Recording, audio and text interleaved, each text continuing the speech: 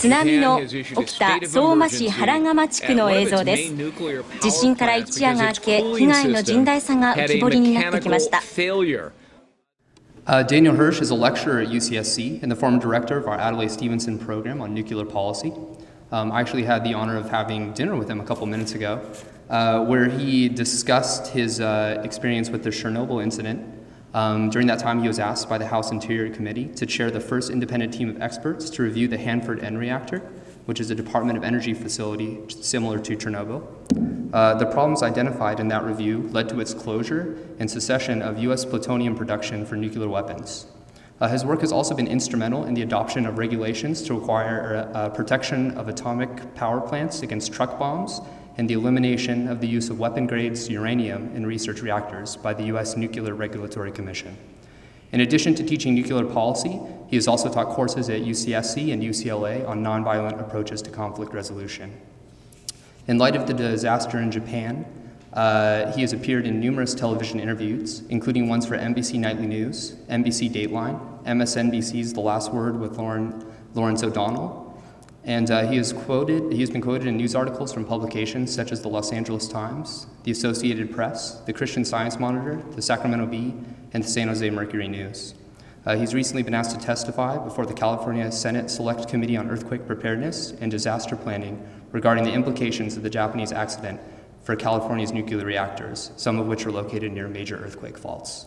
I'm honored to introduce our speaker for tonight's event, Daniel Hirsch.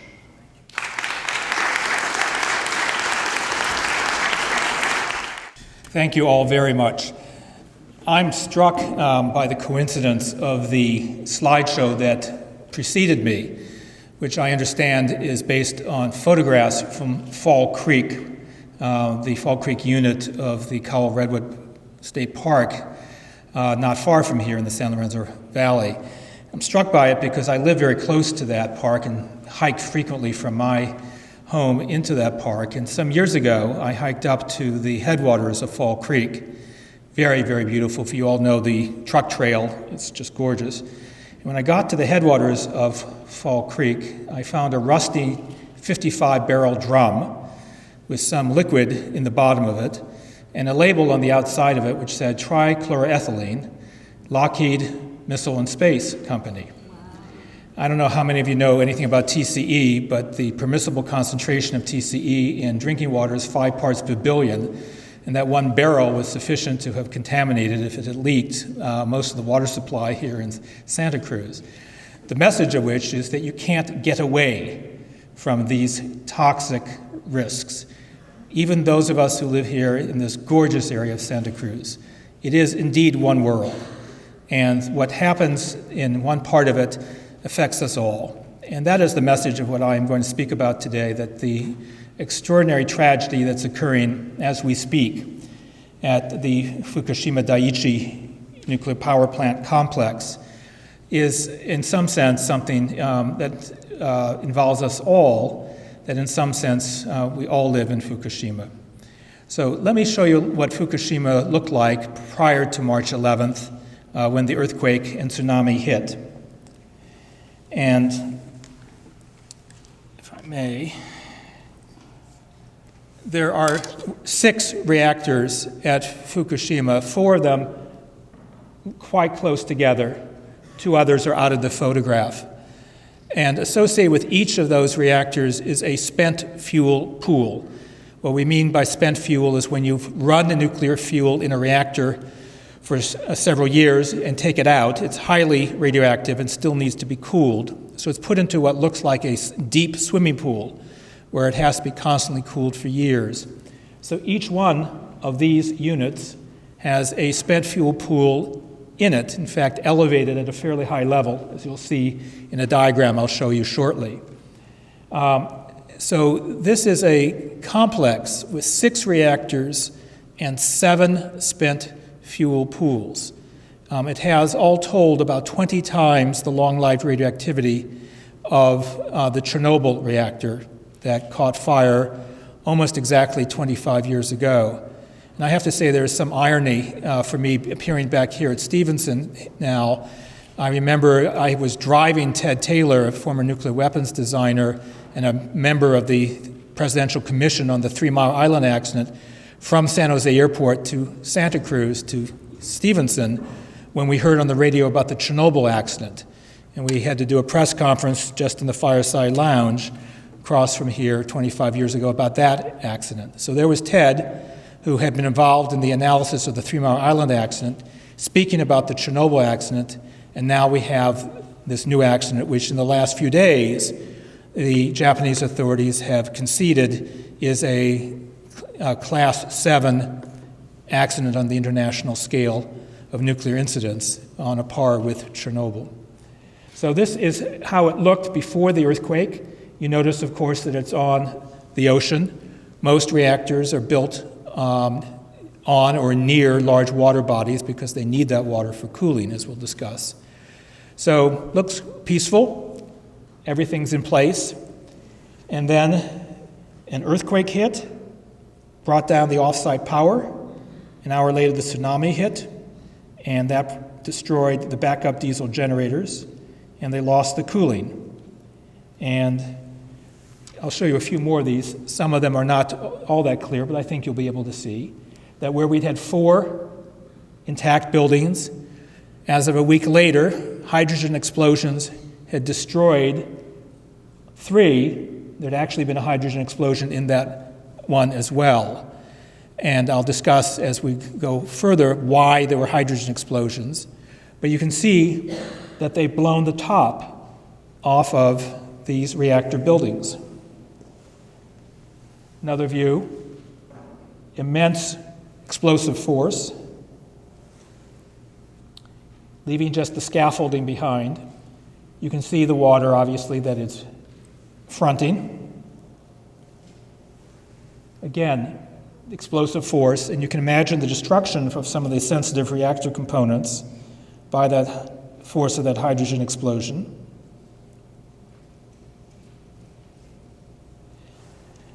And you will notice steam. And that's going to be important to our discussion as well because it's not nice, clean steam. It's radioactive steam. Because to try to prevent the containment structures from bursting, they're having to vent the radioactive steam. They're now stuck as their only way of cooling the reactors, of dumping water into the reactors, having to flash the steam and vent that radioactive steam into the environment. Again, more radioactive steam. Again. And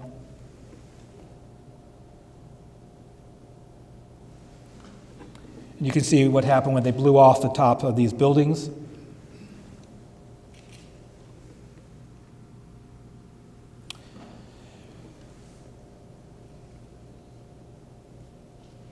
And all that radioactive steam.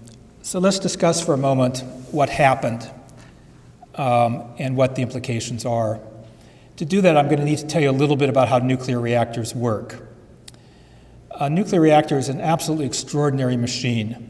Unlike any other machine that any of us are familiar with, you can't actually turn it off. You can turn it down, but even if you scram the reactor, insert the control rods or control blades to try to make it no longer sustain a chain reaction, about 7% of the heat that was generated while the reactor was operating continues to be released. And that is because the way a reactor works is it fissions uranium, producing fission products, fission fragments, very radioactive material like cesium-137, strontium-90, iodine-131, and hundreds of other radionuclides. And those materials, through the laws of physics, keep decaying. They break apart, they spit out some radiation, they convert into another isotope, and in the process they give off ionizing radiation, alpha particles, beta particles, gamma radiation, and they give off heat. I was thinking as I came here today about a quote from Aldous Huxley. One of the other hats that I wear is I have for the last few years served as the primary trustee for Huxley's literary works. And in his last novel, Island, he wrote the following. He said, "Most pillars are their own Samsons. They hold up, but sooner or later, they pull down. Well, a nuclear reactor is that kind of a Samson, incredibly powerful, incredibly strong. The amount of energy being released is beyond comprehension.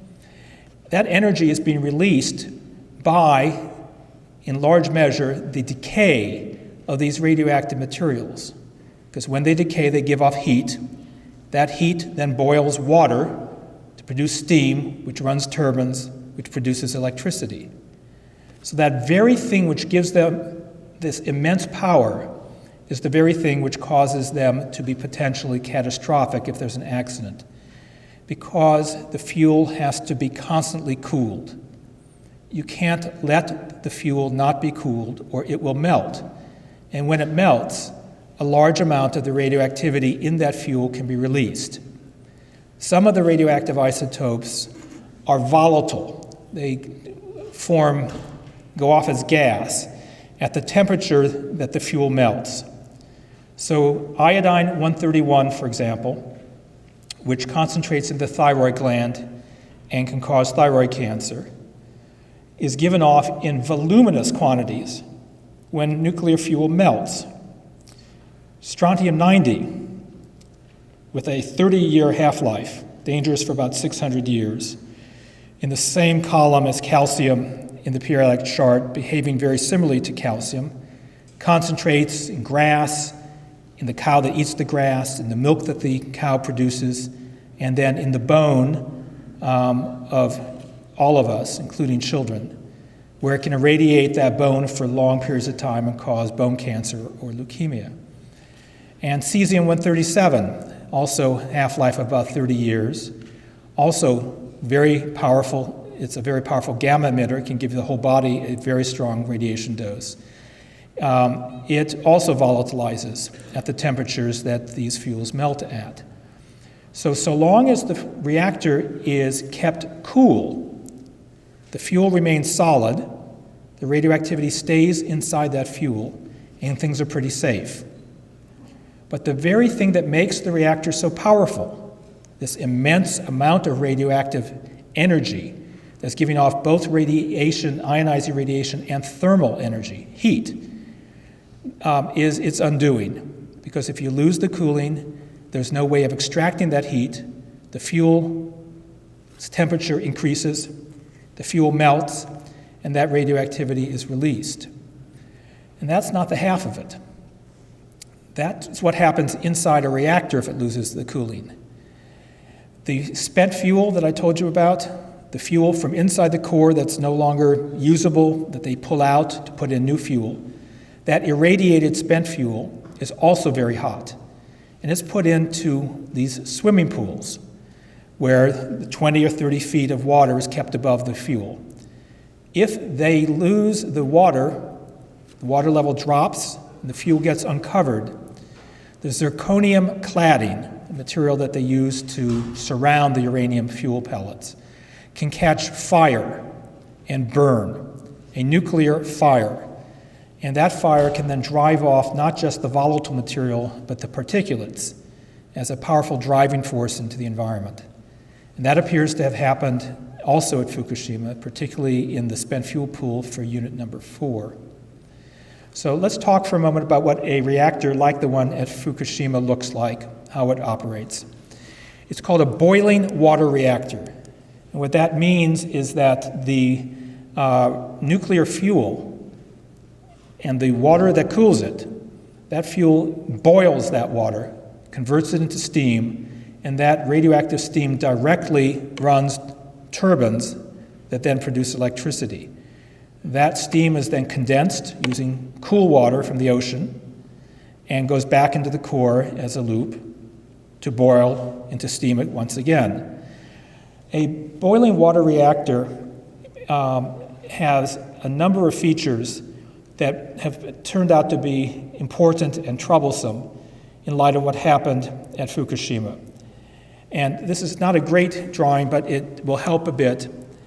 The fuel is kept in the reactor vessel, that red cylinder here, and it has cooling water coming in and steam going out has a cycle. The reactor vessel is surrounded by a containment structure, like an inverted light bulb. You'll note something immediately, that the containment structure, which is called a Mark I containment for a boiling water reactor, is very small. To save money, they made it have not much volume to it. And that means that if pressures build up inside that containment vessel, it can burst and the radioactivity can be released. To avoid that, the designers put in what is this torus, this wet well, which is designed to have the overpressure in that small containment go in as steam and be condensed in the pressure suppression pool. It's a way of trying to compensate for the small size of the containment structure. So if everything works okay, fuel never melts. If the fuel does melt, you can have releases into the containment, and you try to condense things in that pool so the pressure doesn't become so great that the containment structure is burst. If you can't keep the pressure down, you have to intentionally vent the radioactivity into the atmosphere. And that's basically what's been happening now for about 5 weeks. We'll discuss in more detail in a moment. So another feature that is very important for our discussion is the spent fuel pool. You'll notice it's in a very strange place. It's elevated several stories above ground level, and it's not in the containment structure. It's in a regular reactor building, not too much different than just this building, and it has in it several times the long-lived radioactivity that the core has, because usually they put several cores into that spent fuel pool. Open at the top, water level up above here, and the problem again is if the water level drops and the fuel gets uncovered, not only can the spent fuel melt, but it can catch fire. And it's not inside containment, so it has a direct pathway for release to the environment. So let's talk some numbers for a moment. A nuclear power plant, when it's operating, has in its core about 15 billion curies of radioactivity. Curie, as you all remember, is the amount of radioactivity that produces 37 billion disintegrations per second. So there are about 500 billion trillion disintegrations occurring every second inside a reactor core. It's giving off a huge amount of radiation and a huge amount of heat. To put that into perspective, we measure permissible concentrations of radioactivity in air or water in picocuries, millionths of a curie. So inside the reactor, we have 10 billion curies, and what is permissible in your air or water are millionths of a curie. It becomes crystal clear that we have to keep that radioactivity inside that core because there's enough radioactivity to produce very large number of cancers if it ever gets out. Ionizing radiation damages genetic material. Sometimes it kills the cell, which is good. It can't cause you much harm if the cell's killed. Sometimes it causes damage to the cell that doesn't cause any significant damage, but every once in a while, the ionizing radiation will damage genetic material in a cell in a way that causes it to mutate rapidly, and that's a cancer. If that occurs in the genetic material of reproductive organs, it can then cause genetic defects in subsequent generations. And the important things for you to remember are that there is no safe level of radiation. The National Academy of Sciences has been crystal clear that there is no basis for believing that there is a threshold below which there is no damage. Every amount of radiation increases your risk of cancer. More radiation increases it more, less radiation increases it less, but there's no safe level. The second thing to remember is that it's cumulative. If you get a dose now and you get an additional dose, your risk accumulates. So to give you a couple extraordinary numbers, the San Onofre nuclear power plant in Southern California, between San Diego and Los Angeles, was estimated by the Nuclear Regulatory Commission in the early 1980s that if it had a meltdown, there could be 130,000 prompt fatalities, immediate deaths in a period of a few days of the sort one saw at Hiroshima and Nagasaki, what we call the acute radiation syndrome. And then 300,000 latent cancers that take a period of time to develop, and 600,000 genetic effects, for a total of 1 million injured or killed from a meltdown at that one reactor. And that was 30 years ago, and the population has increased substantially, and the official risk figures from the National Academy have doubled or more than doubled since that time. So there is an awful lot of radioactivity that if it gets out, it can cause an awful lot of harm. Now remember also that we're not talking about merely one reactor at Fukushima. The accident has caused damage to 3 reactors and to up to 4 spent fuel pools. So it's an extraordinary event that unfortunately is nowhere near over. A couple of other numbers. A nuclear power plant has in it about 1,000 times the long-lived radioactivity of the Hiroshima bomb. And the spent fuel pools have some multiple of that. And remember again, we have 3 reactors, not 1, and 4 spent fuel pools in trouble. There were 3 others that looked to be in trouble at an earlier stage, but at the moment seemed to be fairly stable. So what happened at Fukushima? I told you that nuclear reactor needs to constantly be cooled, and its spent fuel needs to be constantly cooled. You can't lose coolant. Well, that of course means that you can't lose the coolant water. You can't have a situation where pipes break or your water intake fails. But it also means that your pumps can't fail. To cool the reactor, you have to have pumps that push that water into the core and pull it out and keep the heat exchange systems working to extract the heat. To have the pumps work, you need electricity. And one of the ironies of a nuclear power plant is that most of us think of it as a device that produces electricity, that has power lines leaving it so that the electricity generated by the reactor can power the lights in our meeting hall. But those power lines have 2 functions. And the second function is to bring electricity into the reactor to run the pumps and all the other equipment. And that's because, as I indicated earlier, even once you shut the reactor down, about 7% of the power that it was producing when it was running continues to get generated, enough to melt the fuel. But you're no longer producing power, so you can't run the pumps yourself. You need off-site power to come to run the pumps and the other equipment. So on March 11th, an earthquake of very large proportions damaged much of that area of Japan, including Fukushima, and brought down the off-site power system. They lost electricity. Very quickly, they scrammed the reactor, stopped the fissioning, and turned over to rely on backup diesel generators to produce electricity.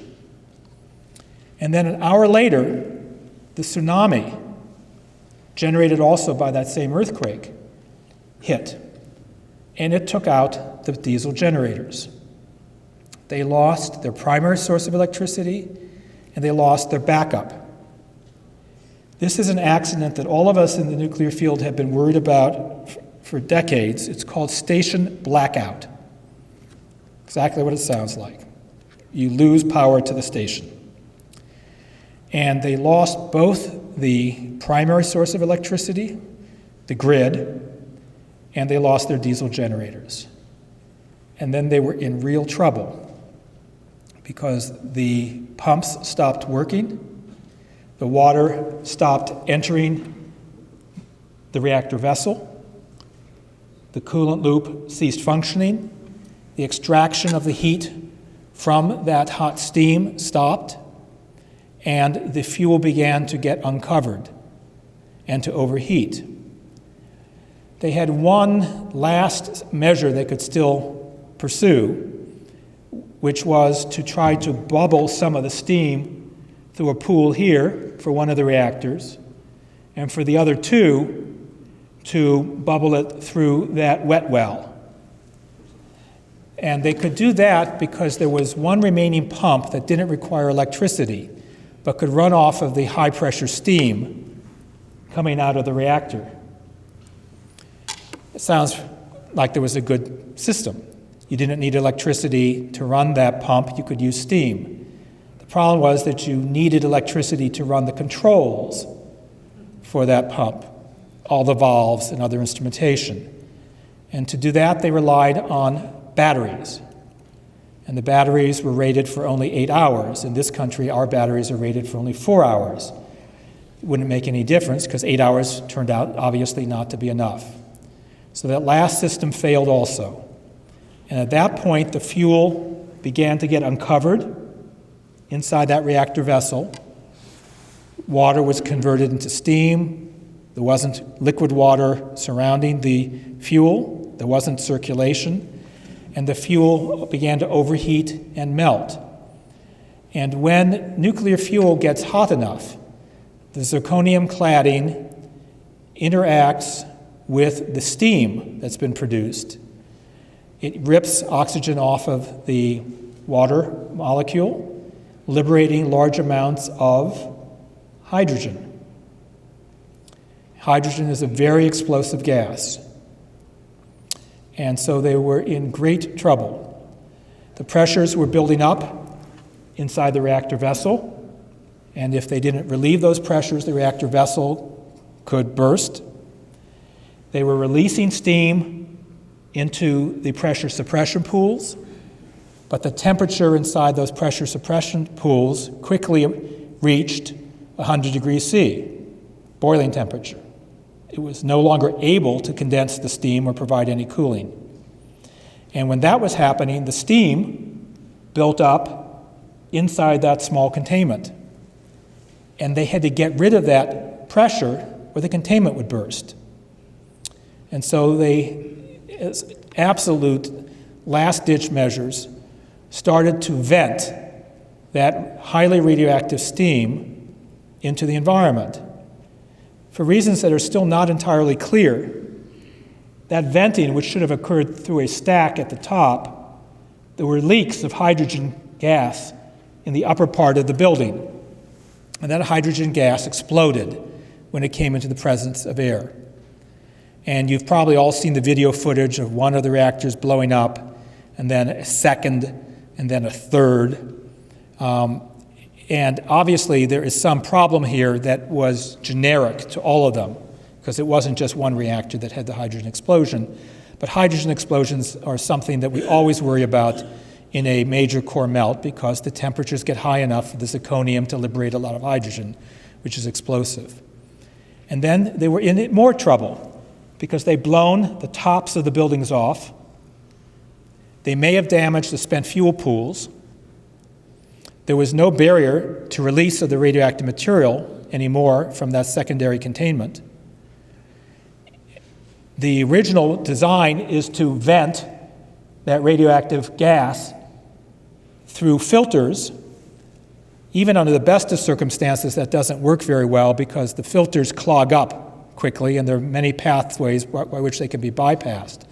But when the top of the building blew, there was no longer an option to even release the radioactive gases through filters. So things got very, very desperate. And they desperately tried to find some way to get water back into the reactor vessel and water into the wet well to try to cool things down and stop the melting of the fuel. And while they were doing this, the radiation levels became immense at Fukushima, so that a worker would get his or her annual dose in a period of an hour, several hours, in some cases fractions of an hour. The Japanese authorities quickly upped the permissible exposures for workers from 5 rem to 25 rem in a year. Just so you know, 5 rem a year, if you received it over your working life, which is the standard in the United States for workers as well, that's about 1,000 chest x-rays a year. The National Academy estimates that 1 out of every 3 or 4 workers would get a cancer from that radiation. So the 5 rem figure is already very high. They pushed it up to 25 rem, which is getting close to the point at which you can get actual acute radiation reactions. But even at 25 rem an hour, you couldn't send workers in for very long because they would get that dose quickly. They worked heroically to try to stabilize things, but they couldn't pay much attention to the spent fuel pool. It was elevated, they couldn't see it, the tops of the buildings blew, and they were mostly concerned about the fuel melting inside the reactors. And by that loss of attention to the spent fuel pools, the pools began to boil because they had lost their coolant also. As the water boiled, the water level dropped, eventually uncovering at least 1 and maybe 4 of the reactor spent fuel pools. In unit number 4, which was actually shut down at the time of the accident, and its fuel from its core had been placed in the spent fuel pool. That's the spent fuel pool that we most believe got uncovered and caught fire. And remember again, nothing on top of it to stop the radioactive release from that nuclear fire. I've said recently that Dante could never have imagined such an inferno. 3 nuclear reactors melting, up to 4 spent fuel pools melting or on fire. When a spent fuel pool loses its coolant, when that water level that's here drops below the level of the top of the fuel, there's no longer any shielding left for you to protect the worker from the radiation dose. And the radiation dose is so high that uncovered spent fuel pool would give someone who approached it to try to put a fire hose into it, for example, to cool it off, a lethal dose, Hiroshima, Nagasaki type dose, in 17 seconds. It's that radioactive. And so you can see that this system, which is working well when it is working well, works horrendously badly when it's working badly, because everything leads to something else. The loss of cooling leads to hydrogen being generated. The hydrogen generation leads to explosions. The explosions knock the top of the buildings off. You no longer have a mechanism of containing the radiation. Water levels drop in the spent fuel pools. You can't get close enough to the spent fuel pools to put water back in. It is just an absolutely devastating prospect. Now, I need to remind you that Japan obviously is a technologically very advanced society, and the kind of arguments that could have been made about Chernobyl, run by the former Soviet Union, whatever you think about those arguments, they cannot be applied to Japan. If what happened at Fukushima happened there, as it has, it can happen anywhere. The reactors at Fukushima are boiling water reactors with Mark I containments, designed by General Electric. Half of the 6 reactors were built by GE. In the United States, we have 23 boiling water reactors with Mark I containments, and 5 with Mark II that are little better. About a quarter of our nuclear reactors are identical to the reactors in Fukushima.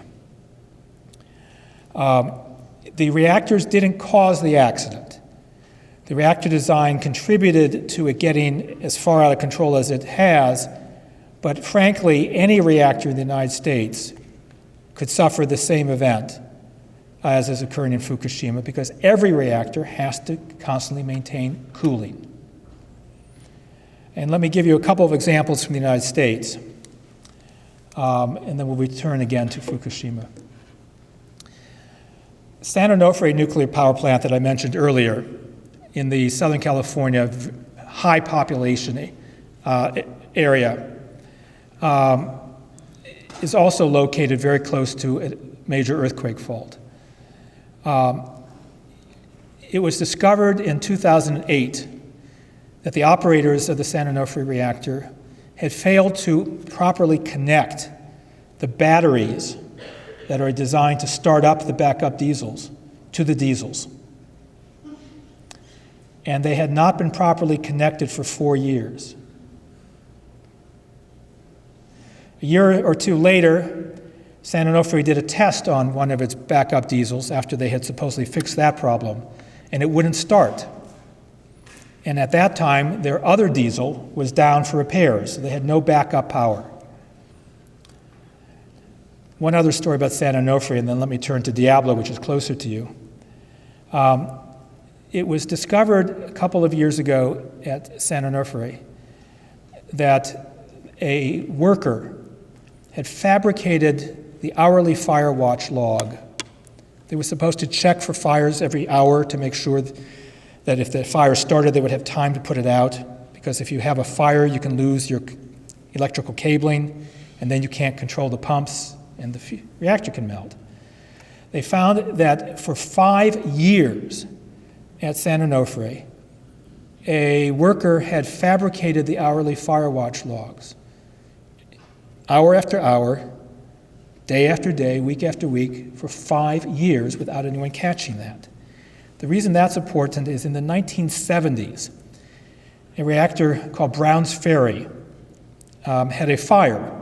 You've all probably heard that nuclear technology relies on defense in depth, backup systems for everything.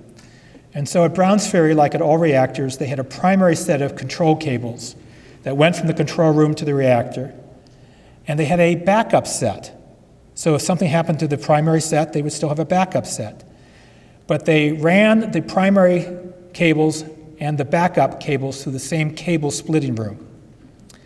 And an electrician went down to do some work on the wiring.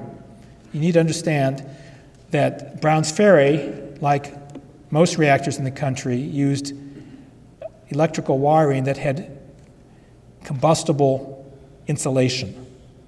The insulation would catch fire. Wasn't a very smart thing. But they had a backup set of wires.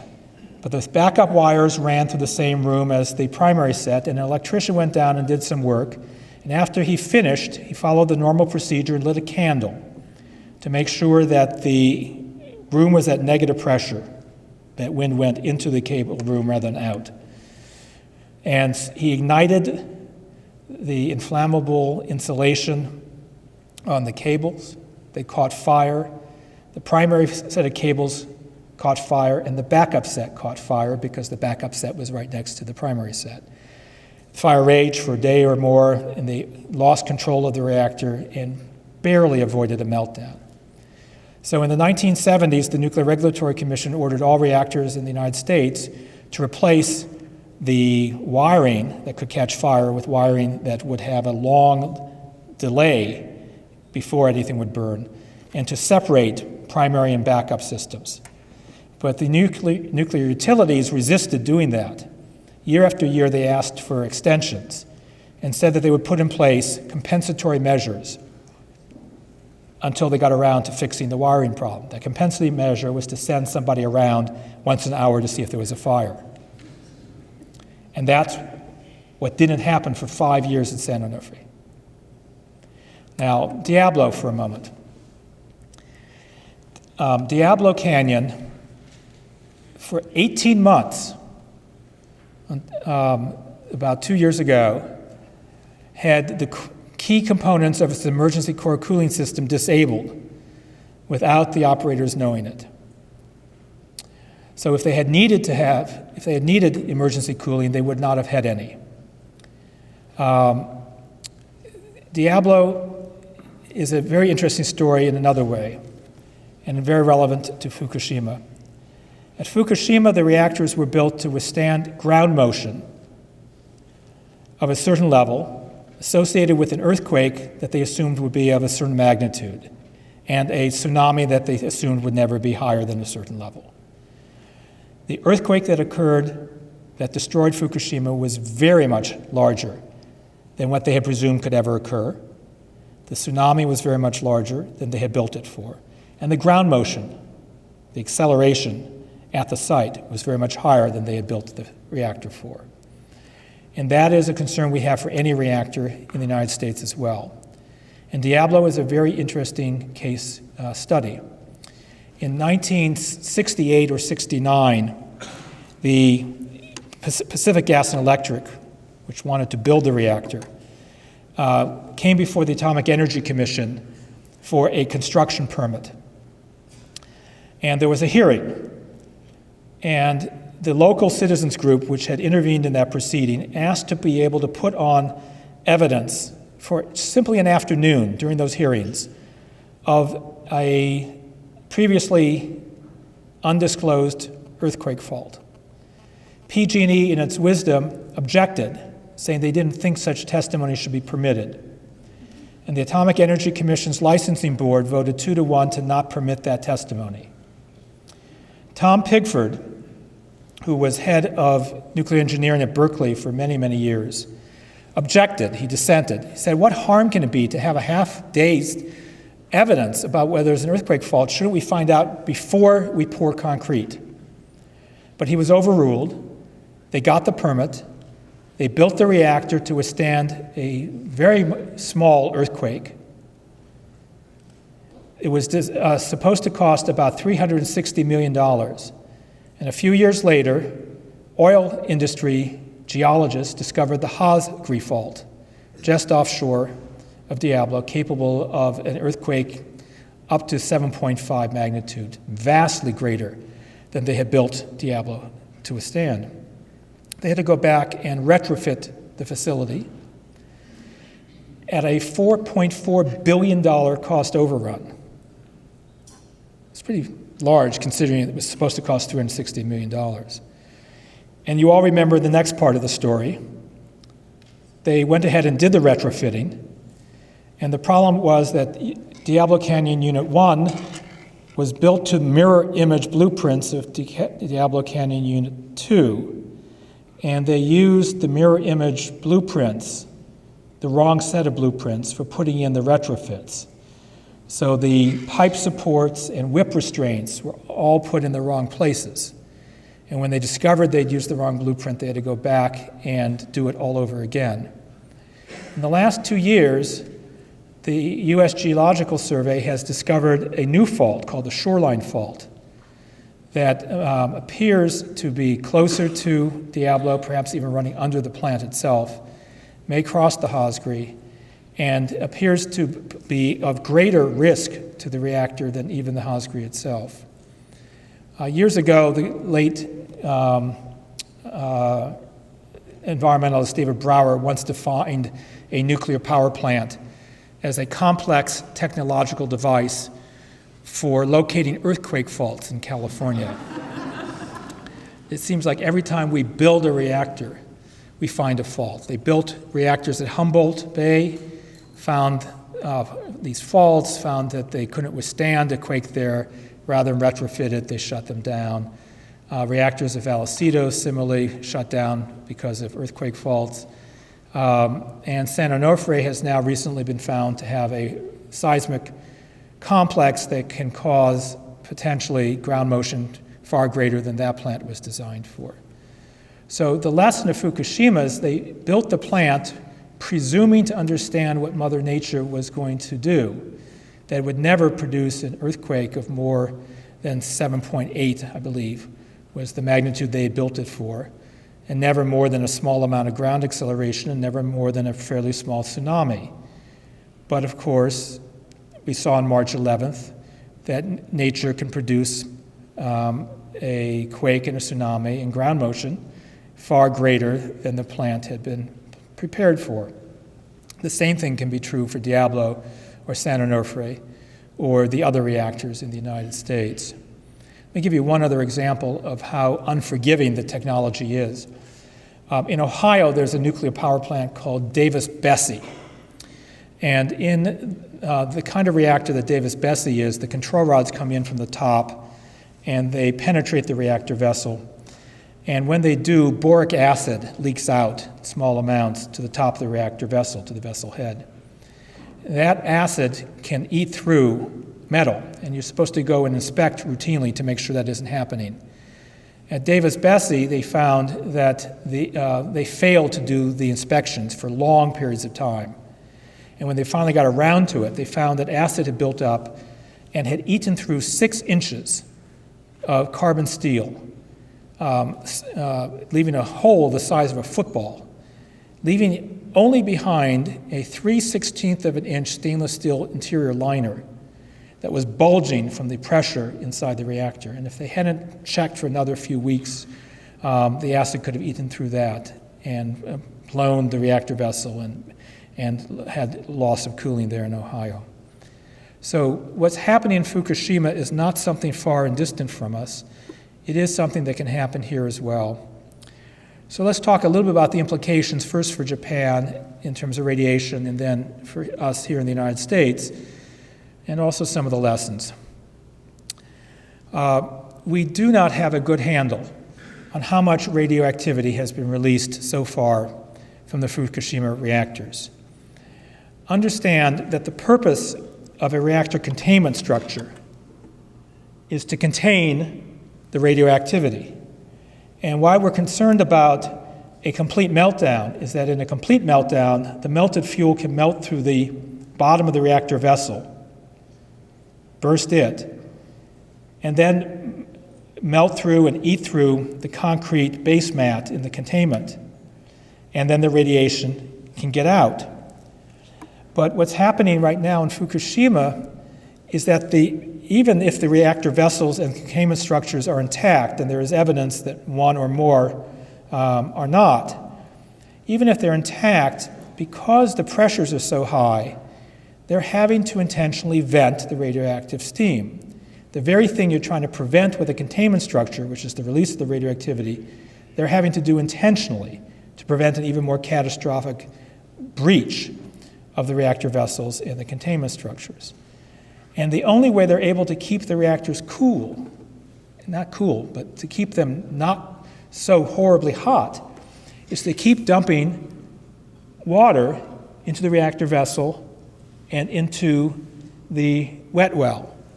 And they ran out of water quickly and have had to use seawater until recently.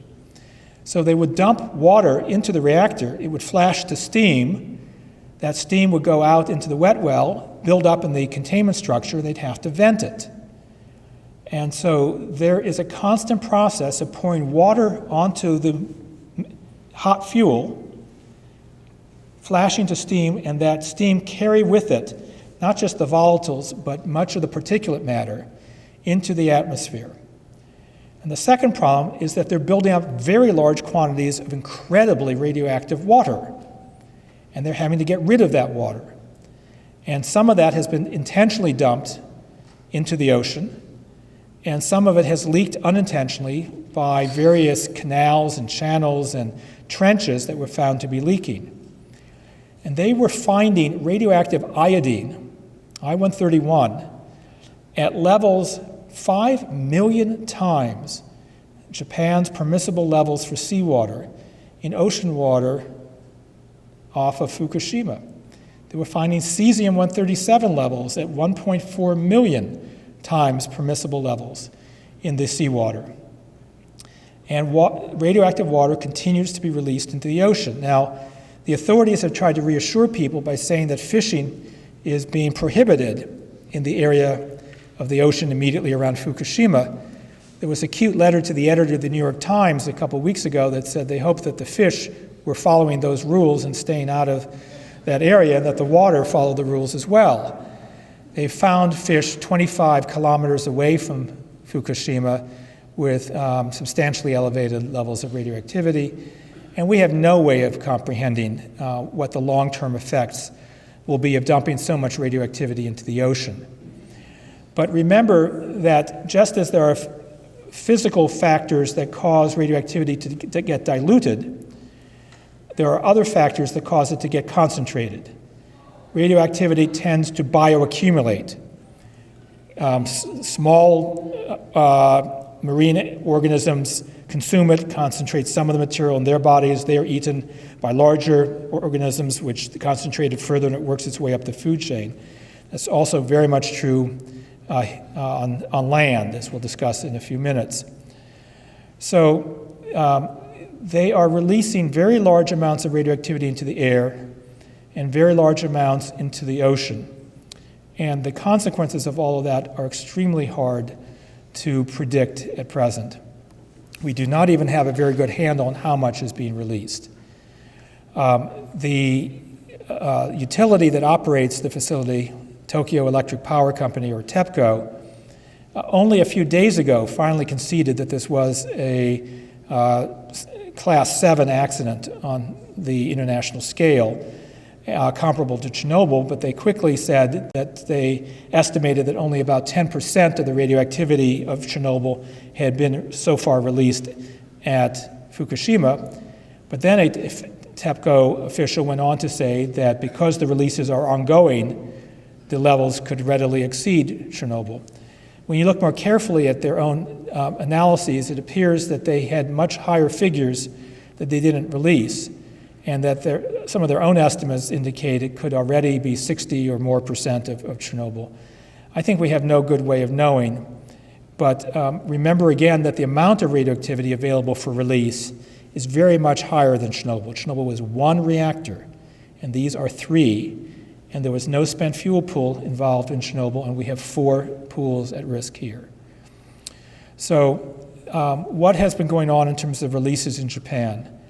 They initially evacuated out a few kilometers, then they expanded the evacuation a bit, and then there was a controversy between the U.S. Nuclear Regulatory Commission, which recommended that American citizens in Japan evacuate out 50 miles, whereas the Japanese authorities were still keeping the evacuation zone at about 12 kilometers. This is a bit ironic because the Nuclear Regulatory Commission has resisted evacuation zones in the United States of greater than 10 miles. And the reasons for that are fairly understandable. If you had to have an evacuation zone of 50 miles in the United States, the Indian Point reactor outside New York, millions of people close to it, and San Onofre near Los Angeles in the same situation, one couldn't even pretend to have an evacuation plan that could work. The evacuation plans, even for the 10 miles, don't really work. So there's been a debate as to how far out to evacuate and how far out land will be essentially uninhabitable for long periods of time. Remember that the releases include some very long-lived materials like cesium and strontium. These are very biologically active, they tend to concentrate, and they stay dangerous for long periods of time. It takes 300 years for the cesium and strontium levels to decay by a factor of about 1,000. It takes 600 years for it to decay by 1,000,000. So you could lose productive areas of Japan for long, long periods. What's going to be particularly anguishing is the decision as to where you abandon land and where you let people go back in, even though it's contaminated, and it will increase their cancer risks. And that's going to be a very political decision, and one in which there'll be a good deal of ethical questions, I think, left unresolved. So we cannot predict how many cancers will result from this. We cannot predict what the effect will be on foodstuffs, but the effects will be long-lasting.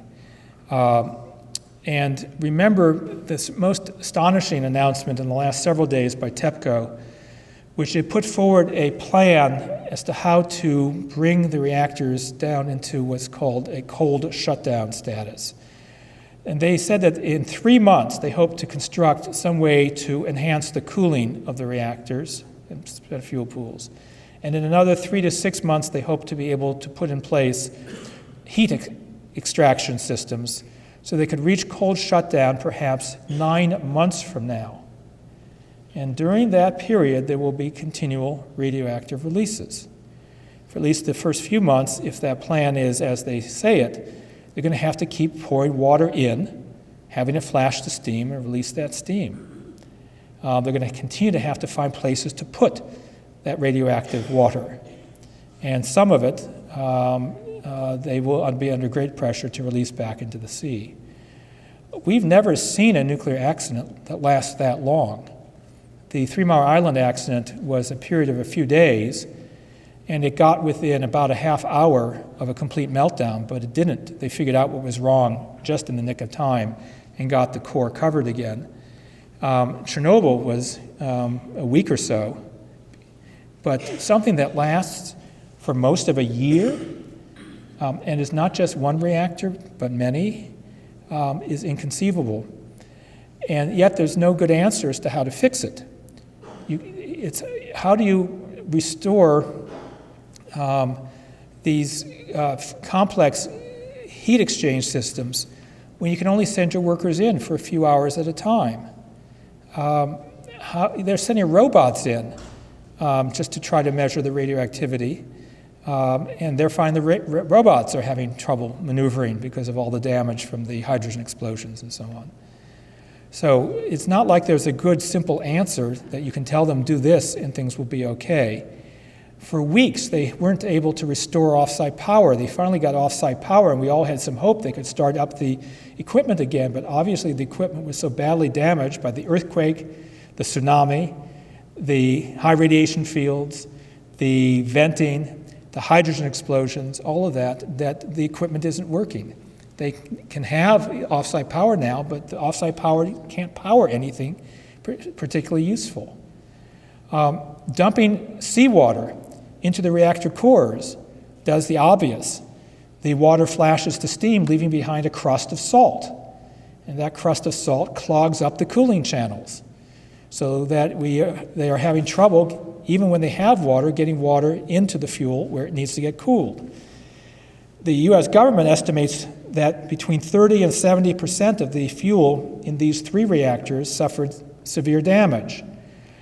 Substantial portion of it has melted. When the fuel melts, it melts into a configuration where there obviously are no coolant channels anymore.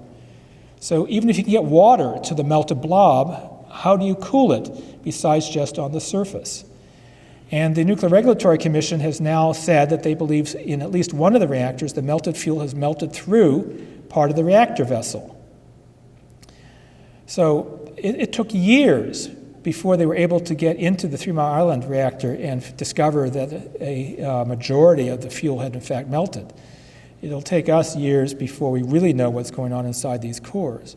But the problem is that for much of this next year, these reactors will be out of control and releasing radiation. The tragedy for the people in Japan is beyond what you can speak about. Tremendous loss of life, obviously, just from the earthquake and the tsunami. A country that still has large numbers of people missing, people living in shelters, an economy that is in tatters, even just plain electric generation not sufficient to meet normal needs, and then couple that with not knowing whether you should eat the spinach because spinach is showing up with radioactivity, whether you can drink the water because water was showing up even in Tokyo for a while at levels that were beyond the emergency limits for infants. It is going to be a tremendously difficult thing for the Japanese, and one just has to have one's heart ache for what they are going through and will continue to go through. Some of you may be wondering about the situation in the United States, whether there's any risk here. And I want to present a little bit of data for you about that, and also I think it's an interesting example of how our authorities and the Japanese authorities have tended to suffer from pressures to initially try to reassure people, to lowball the estimates of risk, to try to get people to not worry. In some situation, the fact that it took them weeks to elevate the risk level from a 5 to a 7, when they knew within days they were really at a 7, is part of this desire that we saw also with the BP problems in the Gulf. They were saying that 1,000 barrels a day of oil was being released, but wouldn't release the evidence on which that was based. And eventually the estimates went up and up and up. Partially for liability reasons, you want it to seem like you've released less oil or less radioactivity than you have, partially because you can't believe it yourself, partially to reassure people. But those tendencies end up causing more mistrust rather than greater trust. And so I'm going to give you a little bit of evidence of how that's worked here in the United States, but I want you to understand that our risks are orders of magnitude below what anyone in Japan is facing. So the event occurred on Friday, March 11th, and under U.S. guidance, the U.S. Environmental Protection Agency is supposed to take the lead when there is a foreign nuclear reactor disaster. But over the weekend, the White House removed the EPA from the lead that weekend and placed the U.S. Nuclear Regulatory Commission and the Department of Energy in charge. And you should know that both of them have radiation standards that are very much weaker than EPA's, standards that EPA has historically said are not protective of public health and safety. And both have been deeply involved in the effort to have a nuclear renaissance, to have construction of more nuclear power plants in the United States. So EPA was removed on that weekend, NRC and DOE put in charge, and on that Monday, there was a press conference at the White House, Greg Yasko, chairman of the NRC, speaking, and EPA nowhere to be seen. And at that press conference, Yasko said that the American public should have confidence because nothing that's occurring in Japan could possibly reach the United States. No harmful radiation would reach the United States or could reach the United States. And this was a somewhat extraordinary statement because Yasko, as chairman of the NRC, knows, and the NRC's official position has been for decades, that there is no safe level of radiation, that all levels are harmful to one degree or another. And there were no data yet. It takes 5 days or so for any possible radiation from Japan to reach Alaska, and another couple days before it could reach the west coast of the contiguous United States. And so he was making statements before there were any measurements.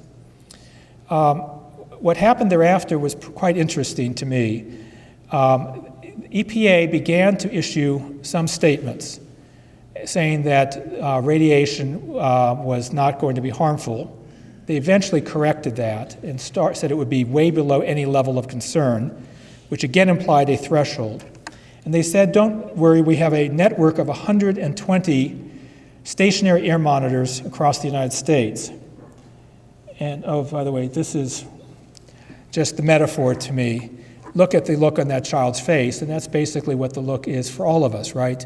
Some event beyond our comprehension that poses a risk that we're told we're okay, but the people checking us are in radiation suits. We don't understand it because we can't see it, we can't smell it, we can't taste it. And then we get assurances not to worry.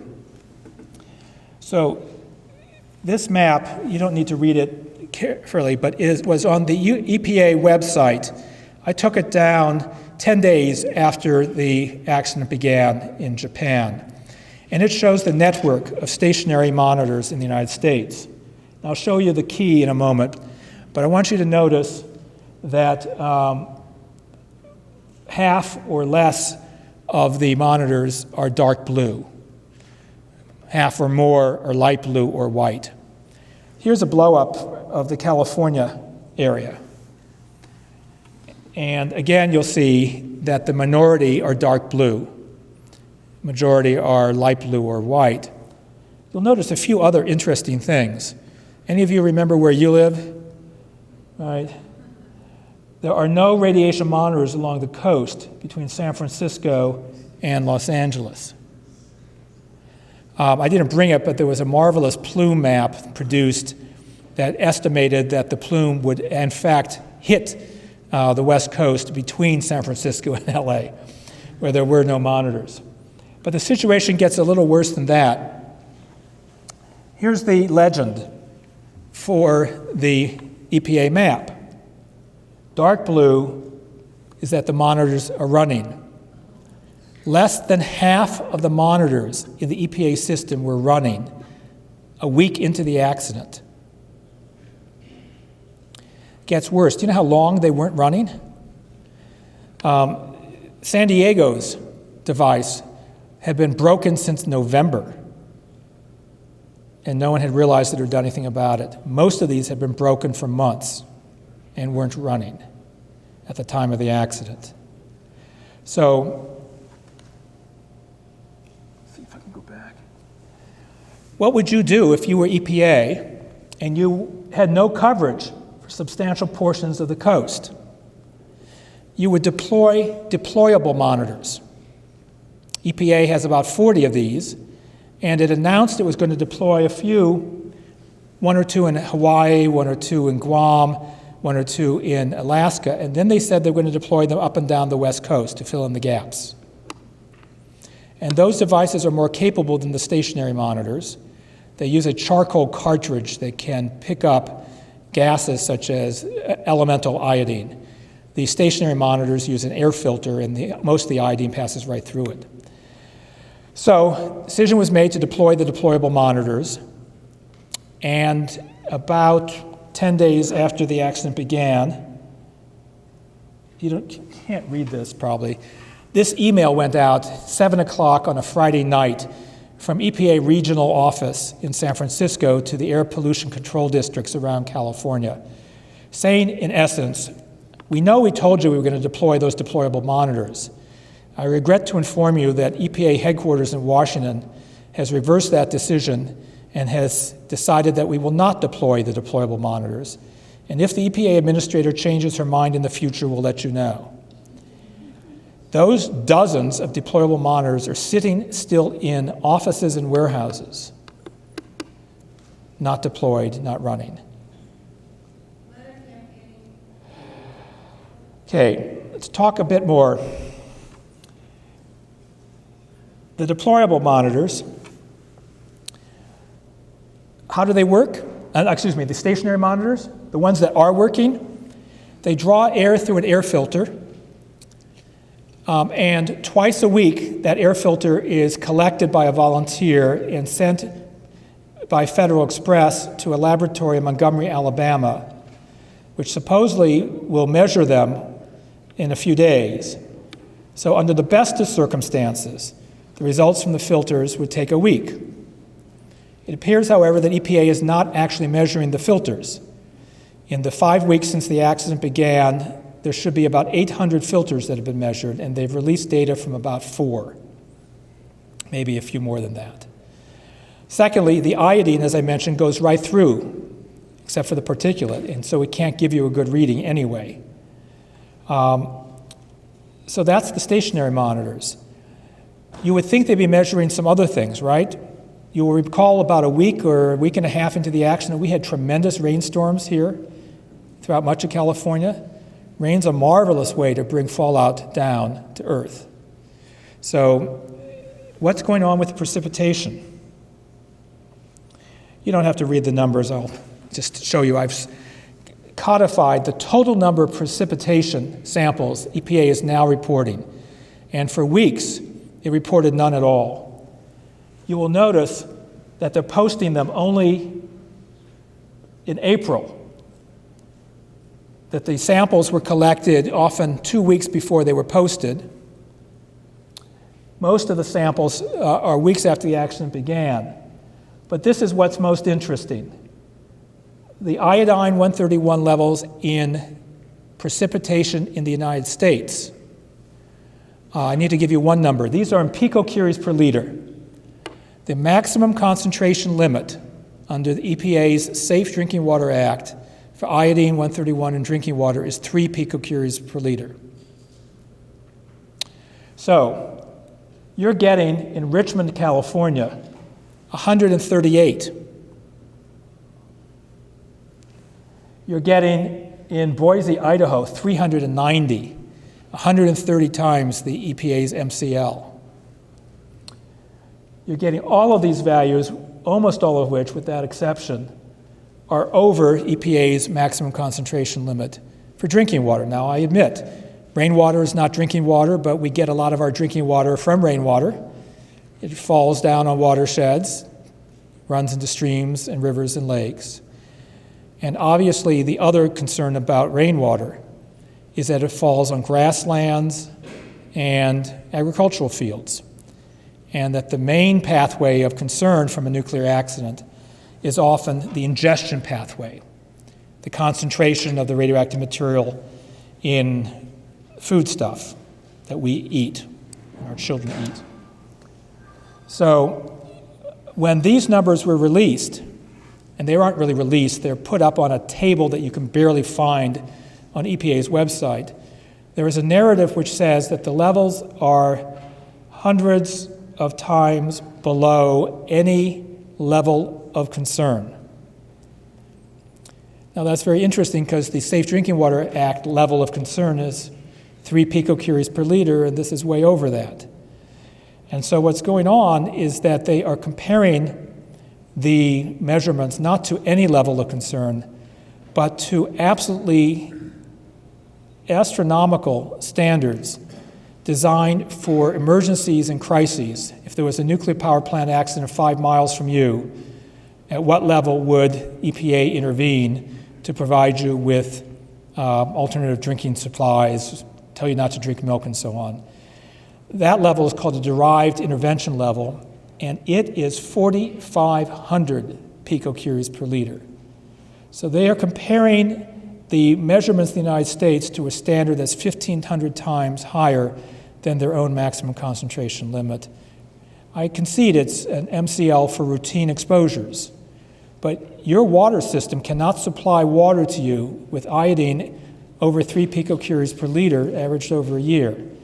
Now, I do want to remind you that this has a half-life of 8 days, and with luck, these levels will decline, although there continues to be a very large source being released from Fukushima. At times, we are seeing the iodine levels continue to rise dramatically, even though there is radioactive decay. So there's been a bit of a spin placed on these statements about what's happening in the United States. For weeks, here's some more data as well. You see still quite elevated. And here are the only milk samples for the entire country for the entire 5 weeks of the accident. You will see again, only posted in the last week or so, only collected in the end of March. Fortunately, many are non-detect, but Little Rock at 3 times the drinking water MCL, Phoenix over the MCL, Los Angeles at just about the MCL, and Memphis over the MCL. There have been no measurements reported to date of strontium-90. I told you earlier that it mimics calcium. It's a very important radionuclide to look for in milk. The testing of nuclear weapons in the atmosphere ended because some doctors in St. Louis, many of you will recall, put on a campaign to have parents send in their babies' teeth from the tooth fairy when the first set of teeth came out to be monitored for strontium-90 uptake in the teeth. And they found very high levels of strontium-90 in the teeth, therefore very high levels in bone, and clearly the strontium-90 from fallout was getting into our children and ourselves, and that contributed to the outcry that ended atmospheric testing. But there are no data that have been provided yet for strontium-90. It requires chemical separation, it's a more complex measurement, and they just may not be doing it. So again, they're comparing the milk values not to the maximum concentration limit for the Safe Drinking Water Act, but to an emergency crisis level of 4,500 picocuries per liter and telling people it's well below that, which it is. So what does that all tell us? To put that into any real perspective, these are very, very low risks. Compared to what the Japanese are experiencing, this is trivial. The risks of drinking water or milk at levels at this range, for any of you, the incremental increase of cancer risk would not be noticeable to you. However, we have 300 million people in the United States, and a small risk per person aggregated over a large number of people means that there is at least the potential for there being cancers generated here in the United States as well. And I think that it wouldn't have been hard for the authorities to have simply told us the truth, not to say that no hazardous radiation will reach us, not to say that it's below any level of concern, but to say that levels are somewhat above the maximum concentration limits for routine exposures, but the individual risk remains very small, and over the entire population there may be some effect. All in all, it means that even with 5,000 miles or so of ocean separating us from Japan, we all, in some sense, do live in Fukushima, not just because what happens there can affect us, but because this nuclear technology exists everywhere. And what's happening in Fukushima can happen anywhere as well. Well, what are the lessons? First of all, nuclear power is an unforgiving technology. You cannot make a mistake, and you cannot have a natural event that exceeds what you have designed the facility for. And you can't afford an intentional event.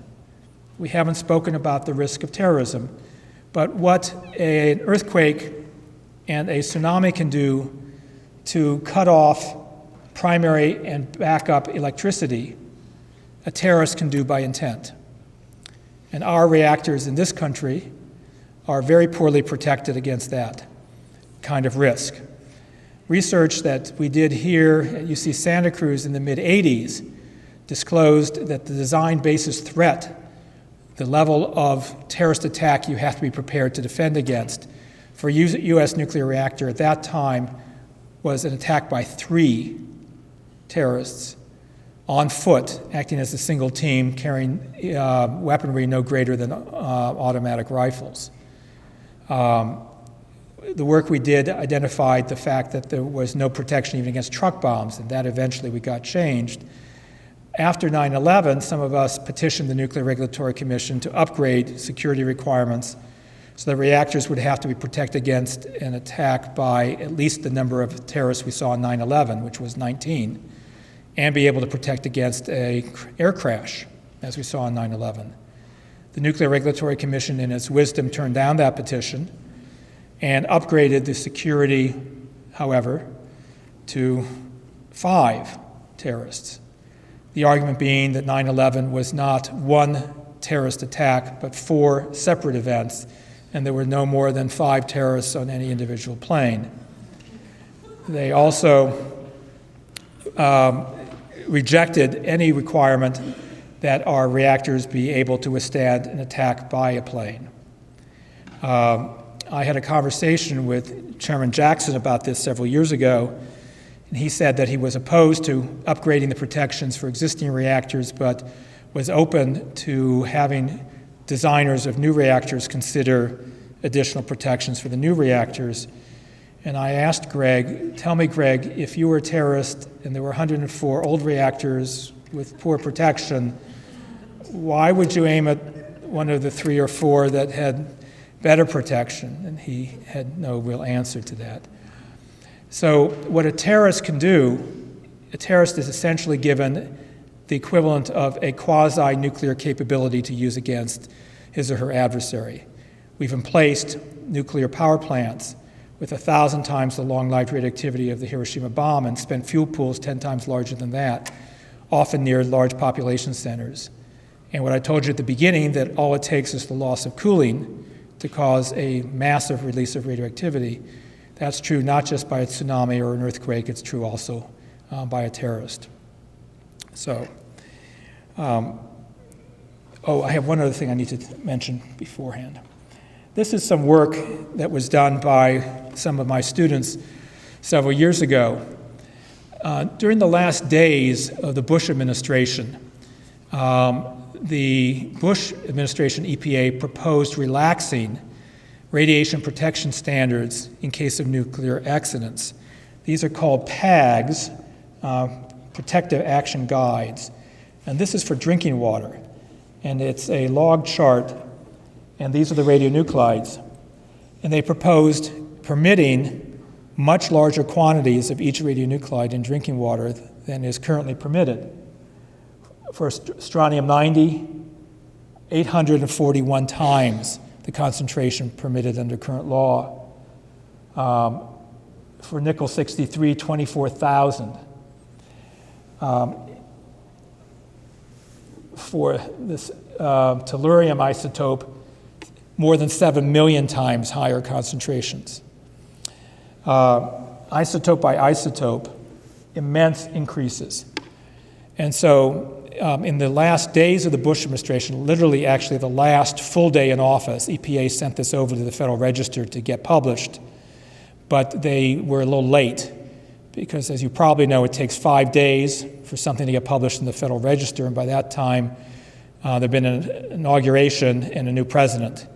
And we were able to get the new administration to pull this proposal back and promise to review it and fix it. But what seems to have happened in this Fukushima response is that they have abandoned their own existing drinking water levels and gone to levels that are many thousands of times higher. In essence, doing in practice what they had overturned the prior administration trying to do. So I am going to close this off and try to draw a few conclusions, if I may. I'll stop in a minute.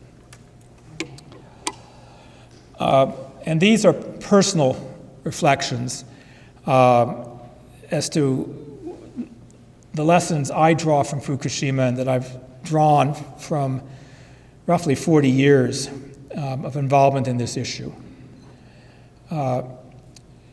Nuclear technology is the capturing of an extraordinarily powerful means of generating energy.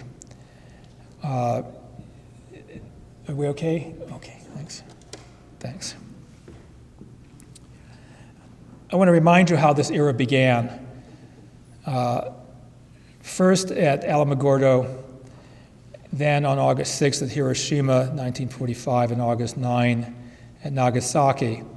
Quite small amounts of highly enriched uranium or plutonium were fissioned over those cities. I often bring a little prop to remind folks the amount of plutonium that was in the bomb that destroyed Nagasaki was 6 kilograms, about the size of a grapefruit. And work that Bill Matthews and Don Korikansky and I did years ago here demonstrated that for highly enriched uranium and a primitive bomb design, just a couple years beyond the Nagasaki design, you could make a nuclear explosion with considerably less.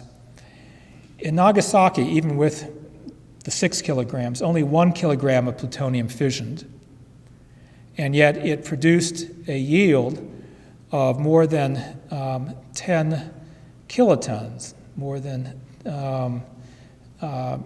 10,000 tons, more than 10 million kilograms. In other words, 1 kilogram of uranium or plutonium fissioning had the explosive yield of 10 million times the same amount of dynamite, of TNT. And at Nagasaki, the actual amount of that 6 kilograms in the bomb, 1 kilogram fissioned, do you know how much matter actually was converted into energy in that bomb? About a gram, there you go, about a third the mass of a penny converted into energy, was able to bring down a city.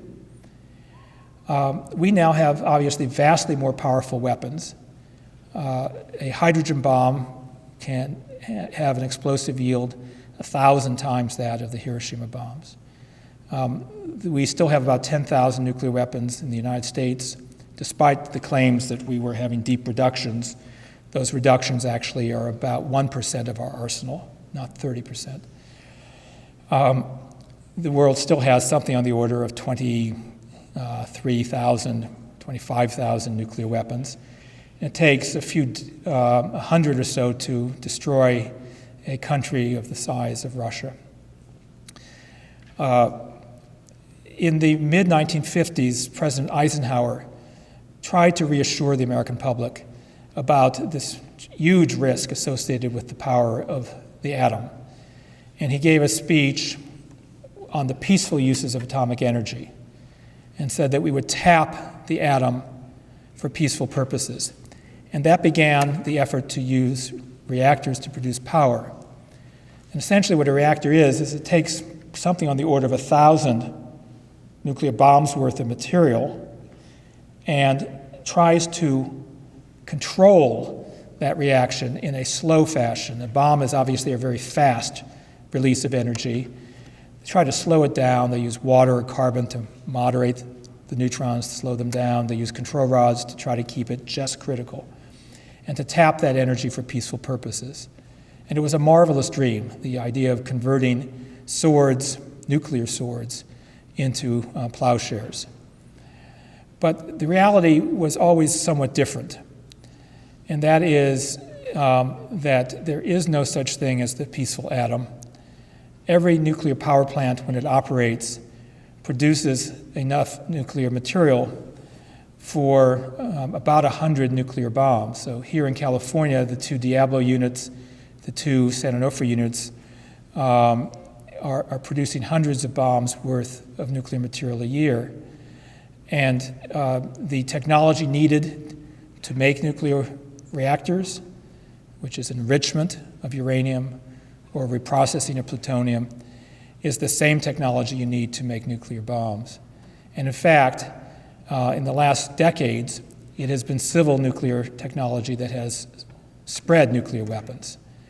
That's how most countries have been acquiring their nuclear weapons. Iran, for example, is simply using enrichment technology, which it claims to be using for civil reactors. And we are concerned, quite rightly, that they could enrich it to a higher level and use it for bombs. So there is no real separation between the peaceful atom and the explosive atom. But what we've also seen at Fukushima is that it's very, very hard to control the atom. You can't, with high certainty, guarantee that you can slow it down, capture it, use it and harness it for productive purposes without something potentially going wrong. The core of each reactor, the 104 in the United States and these 4 reactors in trouble at Fukushima and all the others around the world, contain an absolutely immense amount of energy. And if something disturbs the equilibrium, a chain of events can occur in which absolutely unbelievably large amounts of radioactivity can be released and can devastate an area for generations. Even under the best of circumstances, the waste from those reactors is dangerous for about 500,000 years, and we've been unable scientifically to find a place or method of disposal that will keep that waste from migrating back into the biosphere during those periods of time. I remind you that if you have to keep nuclear waste safe for 500,000 years, our government has only existed for a few centuries, recorded history for a few millennia. We as a species, only for a couple 100,000 years, and yet we're talking about maintaining this material for 500,000 years. So I think, from my own personal view, is that the lesson of Fukushima is that it is a technology, nuclear power is a technology which perhaps can be safely operated, but in my view, it might require a different species than ours to do it. The problem is not purely scientific. If you had Nobel Prize winners all running the reactors, maybe everything would be okay, maybe not. But human beings make mistakes. There's always a Homer Simpson.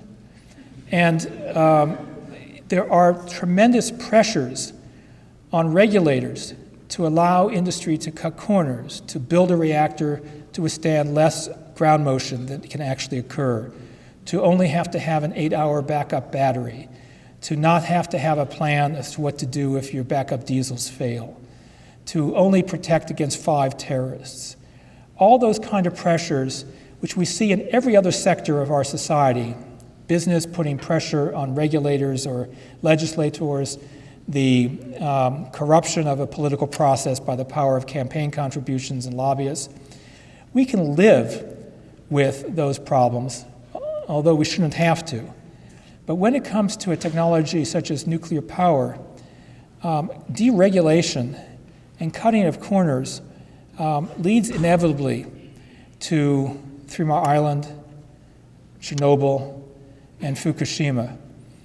And it seems to me that maybe we have an excuse as a species for not having learned our lesson after 3 Mile Island. The first time it occurred, we got lucky. They figured that they had misread the instruments and that what they thought was a covered core was actually uncovered. At the last minute, they pumped more water in, saved the day, lost the reactor, turned a billion-dollar asset into a billion-dollar liability overnight. But maybe it's understandable that we didn't fully learn our lesson after 3 Mile Island. Chernobyl, was a Soviet-designed reactor. So we could say, maybe that doesn't apply here, even though, as you heard, we had reactors similar that I was involved in reviewing the safety of at Hanford, Washington. But I don't think there's any excuse for us as a species not to have learned the lesson of Fukushima. These were GE reactors. They're built and designed by a company that builds and designs them here in the United States. 1/4 of our reactors are identical. The problem that occurred at Fukushima of a major earthquake can happen to our reactors here in California easily. And the problem of station blackout, losing your offsite power and your diesels, could happen tomorrow at any reactor in the country. And so I think that the question for us as a species is, what does it take us to learn? Once, we have an excuse. Twice, maybe an excuse. But 3 times, we're out. Strike out if we haven't learned that lesson. So my hope is that out of this terrible tragedy, we will bookend the nuclear era, that the Japanese, who suffered so much from the dawn of the nuclear enterprise at Nagasaki and Hiroshima, will, through their suffering, be the instrument by which that era actually gets transformed, that it began with Hiroshima and ends with Fukushima. And what does that ending mean? It would mean that we would decide as a society that we are going to build no more nuclear plants and no more coal plants, and that all new energy generation will be renewable, sustainable, safe. If the tsunami and earthquake that hit Fukushima had hit a wind farm or a solar thermal facility or a photovoltaic array, none of us would be in this room talking about the matter now. There simply would be trivial environmental consequences. And I think we all know that eventually we're going to have to make that transition. Uranium is a finite resource. It will not last much longer than would oil or natural gas anyway. We're going to have to move at some point to reliance upon that nuclear power source that has, in my view, the appropriate exclusion zone. In other words, the sun. Enough millions of miles between us and that reactor for us to have some safety. And since we're going to have to do that anyway, maybe we should do it now. And that means transition from reliance on carbon and reliance on plutonium to reliance on the sun. The sun obviously drives the wind, it drives the temperature differential in the ocean, it drives hydroelectric, and it simply doesn't have the problems of proliferating nuclear weapons, of waste that's dangerous for thousands of generations, or the risk of terrorism or of a meltdown. So out of this tragedy, my personal view is that I hope that it is a wake-up call, a teachable moment, where we decide that we can't keep warming the planet by burning carbon-based fuels, and we can't keep proliferating nuclear weapons and spewing out radioactive poisons by expanding nuclear power, and that we need to build no more new ones, start shutting down the existing ones that we have in an orderly fashion, starting with the ones that are the oldest, the most dangerous, the most badly located near earthquake faults or large population zones. You know, we're doing the opposite. We're extending the licenses of reactors that were designed to run 40 years so that they now run 60 or maybe even 80. We're upgrading their power from what they were designed to supposedly safely operate at. We're going in all the wrong directions. So Germany announced that it was going to accelerate the phase out of its nuclear plants and accelerate its transition to renewables. And it seems to me that that is a sensible approach for proliferation reasons and for these accident reasons that we see in Japan. So tragedies are immense amounts of human suffering.